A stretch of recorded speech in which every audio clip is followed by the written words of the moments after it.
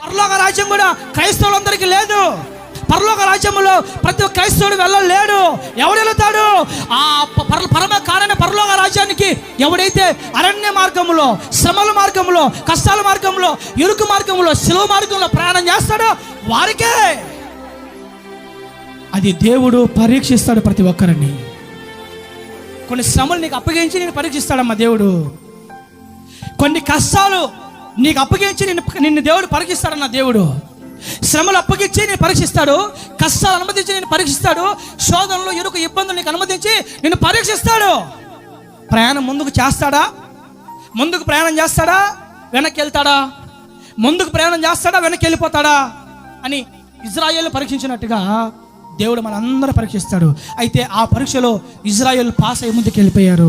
మనము కూడా అరణ్యమనే శ్రమల్లో దాటుకొని శిలువ మార్గంలో ప్రయాణము చేయుదుము గాక.